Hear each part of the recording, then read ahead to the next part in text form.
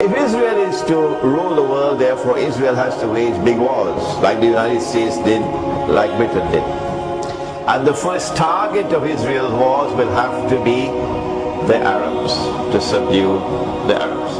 But in the Arab world, there's one country which is more important than all the rest. Which one is that?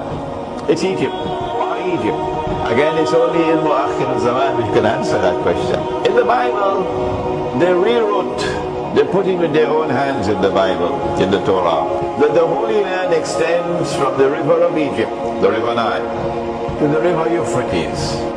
All of this is the Holy Land. That's false. When we go to the Quran, and we go to the Ahadith of Nabi Muhammad ﷺ, we know that this is false. But it's there. So for Dajjal to convince the Jews that he is indeed the Messiah, the state of Israel will have to extend its frontiers to encompass the biblical frontiers, the false biblical frontiers of the Holy Land. And so now we can understand why NATO is in Iraq, up to the Euphrates, occupying this territory, because Israel has to reach the Euphrates. But what about Egypt? An Egyptian sent me an email 2 weeks ago to say, Sheikh Imran, the Israeli embassy in Egypt is never located on the east bank of the river Nile. No, all the other embassies are there, but not Israel. The Israeli embassy in Cairo is always on the west bank of the river Nile. Why? Because the Jews believe that's their land.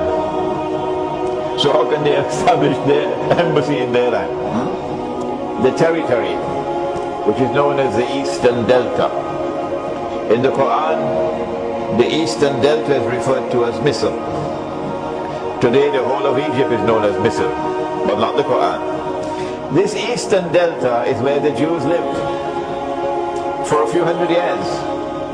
When Yusuf alayhi salam was taken, they took him out of the well and they sold him in Egypt. وَشَرَوْهُ بِثَمَنٍ بَخْسٍ دَرَاهِمَ مَعْدُودَ. They sold him for a few measly dirhams. And then he became minister in charge of agriculture, food production, food preservation. And then the whole of Banu Israel were brought to Egypt. And they lived in that Eastern Delta for a few hundred years. And that's why they wrote in the Torah that this is a part of the Holy Land. If Israel is to launch an attack on Egypt, to take that territory, you can't do it with only drones and helicopter gunships and missiles landing from the air. You have to launch a ground invasion to take that territory.